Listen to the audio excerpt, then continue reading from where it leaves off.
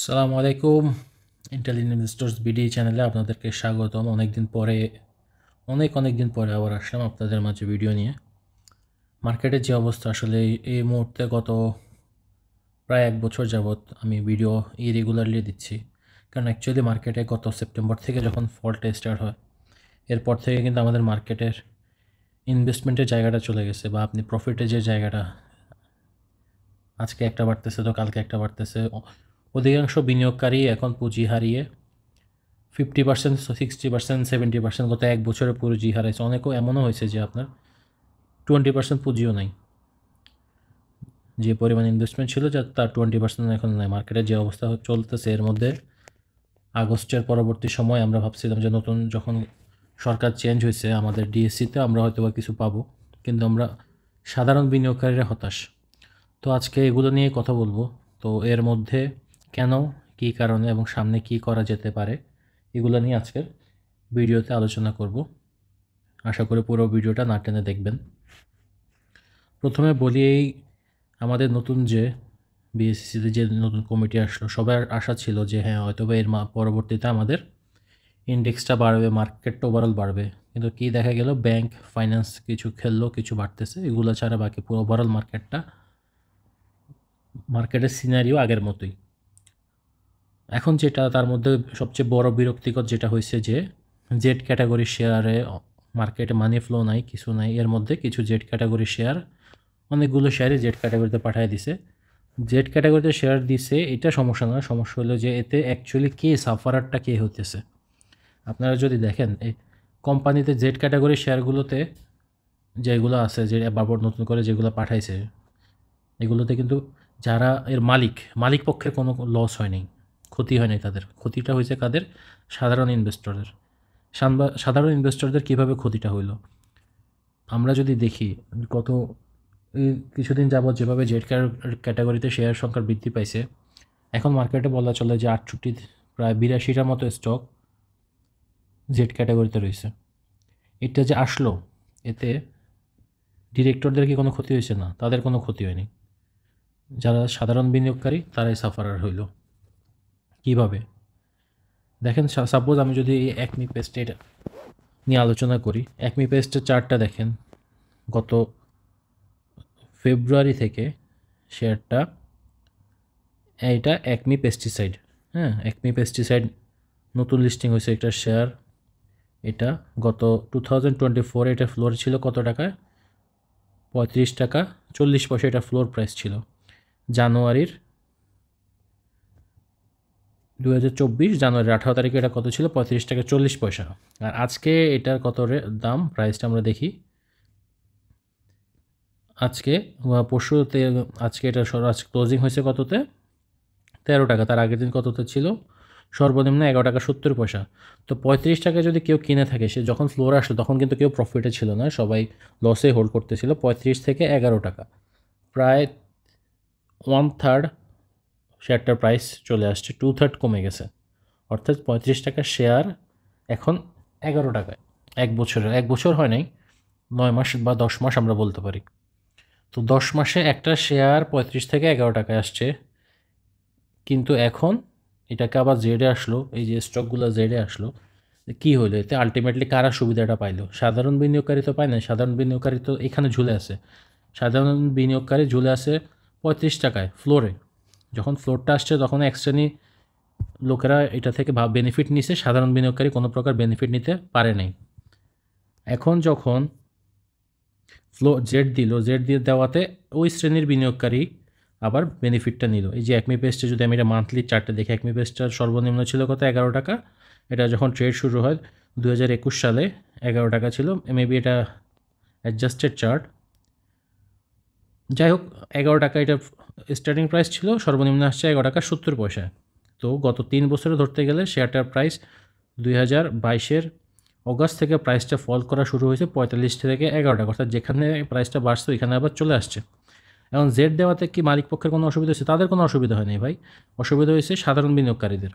Active ফাইনটা দেখেন, active ফাইনটা যদি আমরা দেখি 180 টাকা ছিল 2011 সাল থেকে যখন এটা ফল স্টার্ট হলো। এত দূরে আমি যাব না, আমি রিসেন্ট সিনারিওটা দেখি। কত 2021 থেকে কি হয়েছে? 2021 থেকে এটা অক্টোবর 21 থেকে এটা প্রাইস ছিল কত? 21 টাকা 80 পয়সা, সর্বোচ্চ 34 টাকা, লোয়েস্ট ছিল 21 টাকা 80 পয়সা, এবং আজকে এটার প্রাইস হলো 9 টাকা। অ্যাক্টিভ ফাইন কেমিক্যালের প্রাইস 9 টাকা। এবং এটা যখন মার্কেটে আসছিল তখন কিন্তু সবাই জানে এটা প্রাইসটা কিন্তু একসময় এটা 100 টাকার উপরে ট্রেড হয়েছিল, 140 টাকা, দেখেন 180 টাকার আশপাশে ট্রেড হয়েছিল। তো গত 10 বছরে 14 বছরে শেয়ারটার প্রাইস কখন তার পুরানো প্রাইসে ফিরে যায় না, উল্টা সে তার ফেস ভ্যালুর নিচে চলে আসছে। তাইলে এইরকম একটা মার্কেটে সাধারণ বিনিয়োগকারীর জন্য কত কিছু করলো। আগে আমরা দেখলাম রোড শো, এটা সেটা কত কিছু করলো, আর এখন বর্তমান সরকার চেঞ্জ হওয়ার পরে আমরা ভাবছিলাম যে আমরা অনেক কিছু পাবো। এইটা পাইছি আমরা যে সবগুলো শেয়ারকে জেডে পাঠায় দিয়া ও এক শ্রেণীর বিনিয়োগকারীদের সুবিধা দেওয়ার জন্যই এখন মূলত এগুলা করা হচ্ছে। যদি সেটাই না হয় তাহলে আমরা সাধারণ বিনিয়োগকারী কেন সাফারার হব? সাধারণ বিনিয়োগকারীরাই কেন বারবার সাফারার হবে? এই যে অ্যাডভেন্ট ফার্মা একটা নতুন স্টক 2019-এ আসছিল, 50 টাকার আশপাশে ট্রেড হয়েছিল, এখন এটা 17 টাকা 16 টাকা ট্রেড হচ্ছে। তো এইগুলোর রেসপন্সিবিলিটি কে নেবে? সব কিছু সাধারণ বিনিয়োগকারী। আসলে এই মার্কেটে আসাটাই কি আমাদের ভুল? এতটাই পাপ আমাদের যে আমরা এই মার্কেটে বিনিয়োগ করছি, আমাদের দেখার কেউ নাই, আমাদের জন্য বলার কেউ নাই, আমরা কেন আসছি এই মার্কেটে, এটাই আমাদের সবচেয়ে বড় পাপ। গত 10 বছরে সব কিছুর দাম, আপনি যদি 2010 সালে একটা জমি কিনতেন, আজকে এটার দাম হয়তো 10 গুণ। আর 2010 সালে, 10 সাল বাদ দেন, 2019 সালে যদি কেউ অ্যাডভেন্ট ফার্মা কিনে থাকে 50 টাকা, 2018 সালে 3, 18, আজকে হলো 24, 6 বছরে ওই জমিটার দাম হয়তো 10 গুণ। তা আপনার শেয়ারের দাম হয়েছে কত? চার, মানে 80% কমে গেছে, 90% কমে গেছে প্রাইস। এগুলো দেখবে কে? আমাদের জন্য কেউ কি নাই? কেউ কি আসবে না আমাদের জন্য? আমরা কি কাউকে পাবো না? সাধারণ বিনিয়োগকারীদেরকে জন্য কেউ নাই বাংলাদেশে? বাংলাদেশের শেয়ার বাজার কি শুধু লুটের জন্য, যেখানে এক শ্রেণীর লোক সবসময় সুবিধা নিয়ে যাবে? এই যে শেয়ারগুলোকে এখন আপনারা জেডে পাঠাইছেন, সবগুলা লোয়ার লো, সবগুলা ফেস ভ্যালুর নিচে চলে গেছে। এগুলো গভর্নমেন্ট বডি ভালো না। হ্যাঁ, আপনারা মালিক পক্ষরে ডাকেন, মালিক পক্ষের সাথে মিটিং মিছিল করেন, তাদেরকে বলেন, জিজ্ঞেস করেন যে তারা কেন ওইগুলো করতে ডিভিডেন্ড দিচ্ছে না, কেন এগুলো আসার আগে অনেক ভালো রিপোর্ট দেখাইছিল, এখন খারাপ কেন? যেসব অডিট ফার্মগুলো জড়িত ছিল তাদের বিরুদ্ধে অ্যাকশন নেন। আপনারা এটা না করে কী করতেছেন? জেডে পাঠিয়ে দিচ্ছেন। Is it a solution for general investor? General ইনভেস্টররা কি মাঠে, তার কী কারণে ওরা আসবে? তারপরে আমরা আসি, এই মার্কেটে সাধারণ বিনিয়োগকারী চলে গেলে এই মার্কেট আর কিছু নেই। আমরা সবসময় দেখছি সবাই বলে এই মার্কেটের প্রাণ হলো সাধারণ বিনিয়োগকারী, আর এই মার্কেটে যখন বাঁশগুলো খায় সাধারণ বিনিয়োগকারীরাই খায়।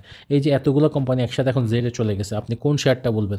সবগুলোতে সাধারণ বিনিয়োগকারী ধরা, বড় বিনিয়োগকারীরা যেটা ধরা আছে, আমার মনে হয় না তারা প্লেসমেন্ট আছে তাদের, এটা আছে, আর তারা সব কিছু নিউজ আগে পেয়ে যায়। তো তাদের জন্য একটা অনেক সুবিধা।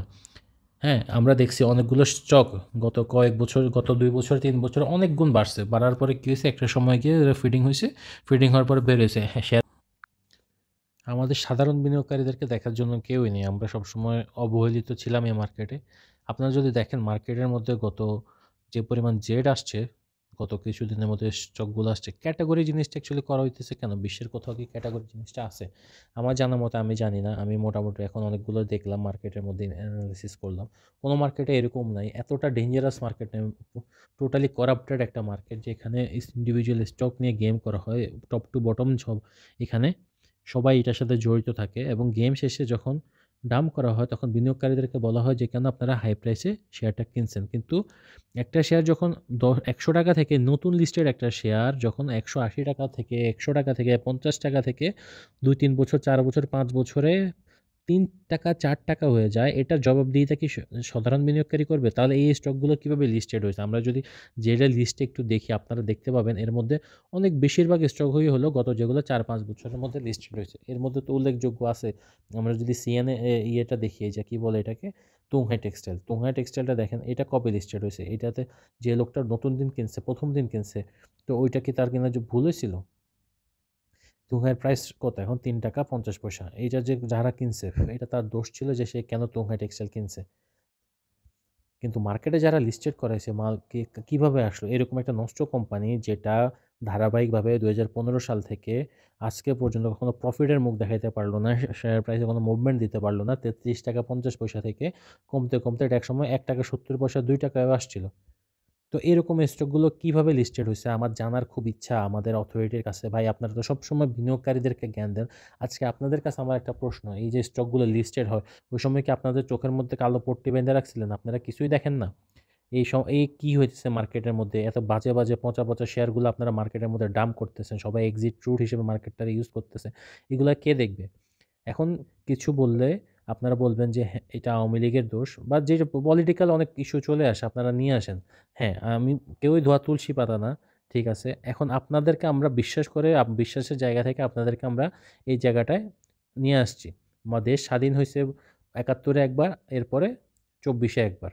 এখন আপনাদেরকে আমরা নতুন জাতি, নতুন দেশ, একটা কিছু ভালো কিছু আশা করছিলাম আপনাদের থেকে। আপনারা গাইডলাইন দিতেছেন।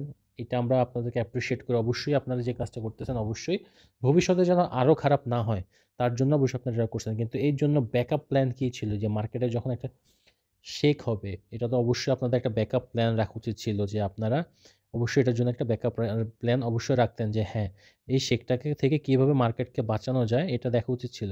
যে স্টকগুলো জেডে গেছে সেগুলো তো প্রাইস ফল করতেছে, যেগুলো জেডে যায় নাই এগুলোও প্রাইস ফল করতেছে। তো এটার জবাবদিহিতা কার? মার্কেটে শুধু প্রফিট চাই আমরা এমন কিন্তু না। আমরা মার্কেটে ভালোভাবে ট্রেড করতে চাই। আপনারা দেখেন কিভাবে মার্কেটে কত পার্সেন্ট বিনিয়োগকারী আজকে প্রফিটে আছে। আমি তো দেখি না। আমি আজকে এতদিন ধরে মার্কেটের সাথে জড়িত। সে ২০১১ সাথে থেকে মার্কেটে ২০১১ থেকে মার্কেটে পুরোদমে আছি। কই? আজ পর্যন্ত দেখলাম না, হাতে গোনা ২-১ জন ছাড়া, তাও খুব রেয়ার। বাস্তবে দেখি নাই, ফেসবুকে দেখি তারা নাকি খুব প্রফিটেবল।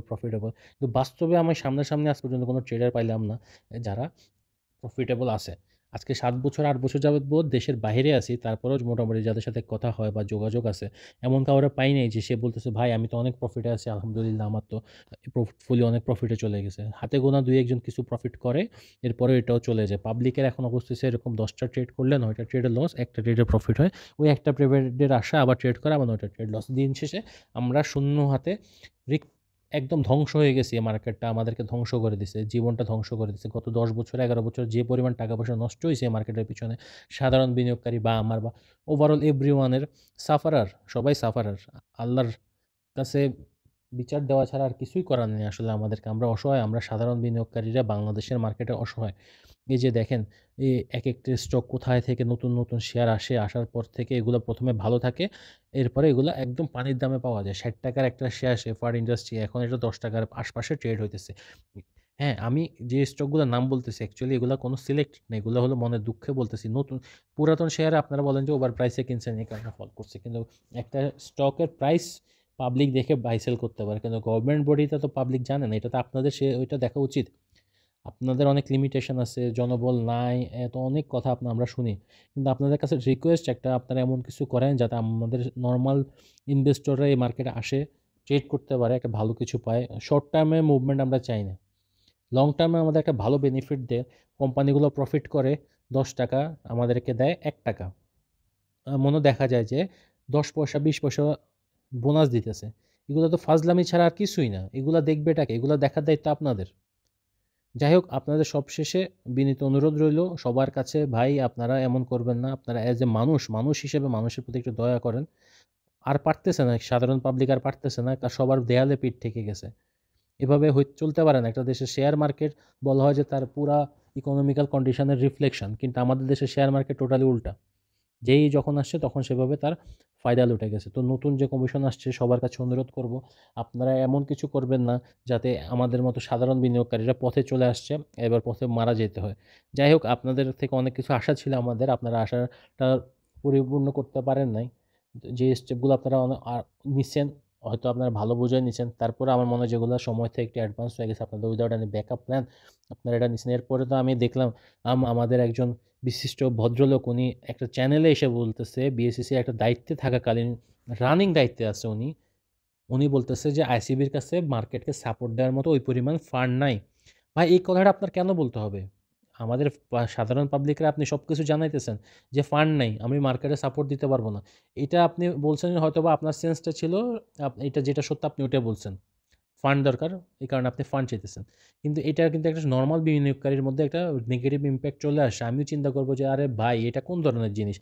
আপনার কাছে ফান্ড নাই। আমি যেখানে আইসিবি বাংলাদেশের সবচেয়ে বড় প্রতিষ্ঠান, ফান্ড সাহায্য করার কথা, তারই সাহায্য করতে পারতেছে না। তাদের কাছে ফান্ড নাই। তারা লোন দিতে পারতেছে না। এরকম আরো অনেক রিপোর্ট আসতেছে মিডিয়ার মধ্যে। তো আমি কিসের ভরসায় মার্কেটে থাকবো? কিসের আশায় মার্কেটে থাকবো? আজকে ১৫টা বছর যাবৎ আমরা মার্কেট থেকে কিছুই পাইনি।